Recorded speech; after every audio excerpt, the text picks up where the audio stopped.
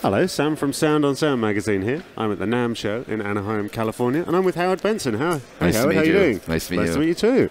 This show is not often graced by people like you. What brings you here?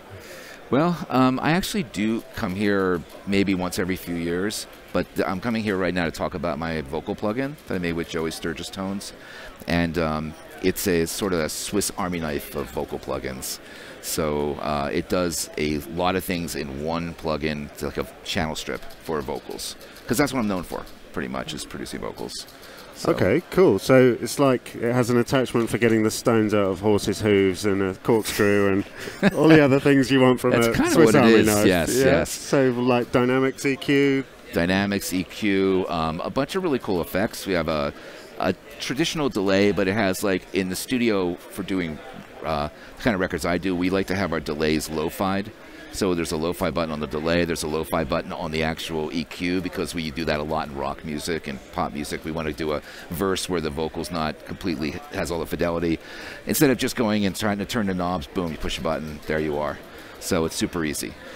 We also have a channel on there that's called, it's basically set up like a Eurorack module from left to right.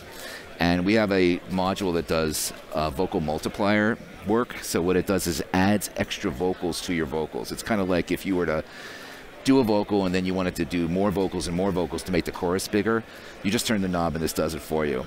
And it uses a circuit called sample and hold, which is from basically Eurorack modular synthesis. And it's a, I want to make sure I explain it clearly. It generates random numbers, and the random numbers vary the pitch and timing randomly. So when you add the extra vocals in, which is basically a version of the vocal you're already singing, it's not just varying the pitch and the time with a sine wave. It's varying it with randomly. So you feel like there's actually other singers singing along with you. So it goes a bit beyond the old kind of eventide harmonizer Much thing. Beyond it, because those use traditional either sound waves or square waves. This uses a sample and hold wave, which is essentially white noise and sampling off the white noise numbers. So, and then we also have a widener, I guess you would call, it's based on like almost like a harmonizer where you would turn it and the vocals get wide. But we also put a button on there that takes the bottom end of the vocal and keeps it in the middle. So like when you widen the vocal, you're not getting that weird thing going on back and forth. And then we have a reverb and a delay.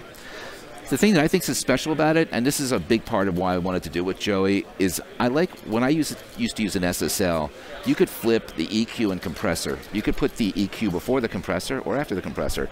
Most modules, you can't do that. We actually have a button where you can take the EQ, put it before the compressor, and then you can just smash up the EQ because you're compressing it, and you get that really nice vocal sheen that you hear on lots of records.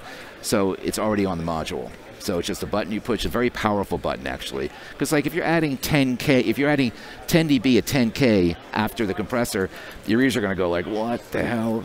But if you put it before the compressor smashes it down and it makes it sound like this nice smooth sound. So your EQ and compressor, are they actually based on the SSL circuits, or are they an original design? Based on the way it's routed. So that's why we did it, you know, because when we were mixing on SSLs, that's one of those little tricks that you do a lot. You flip the back and forth. Sure, but the actual individual processing components in the plugin, are they modeled on hardware or just on my hardware? Oh, right. So the stuff I do. So what we did is I use a C800 and I use a Tube Tech. And so we just took a lot of the samples of different vocalists and different, you know, we did all kinds of stuff to try to get it exactly the way I hear it. Because people said to me, how do your vocals sound so good? And I actually didn't really have an answer for that. But I started thinking, you know what, I actually do have a process that I work with. You know, like there's a certain way I do it like almost every time. And people seem to really love it. They want to know, oh, you know, it's not as complicated as it seems actually. It's mostly just doing the right compression, the right EQ, being able to flip those channels. We also have a limiter at the very end that Joey wanted to put on there. And I thought, you know, it'd be really nice to flip that too. Can we move that around? So we have a button where we can put that before effects or after the effects. So when you imagine if you have a limiter after effects, you're going to bring all the effects up. Before the effects, your effects will sound more like a return would be on a digital console or something. So it's a very powerful plugin.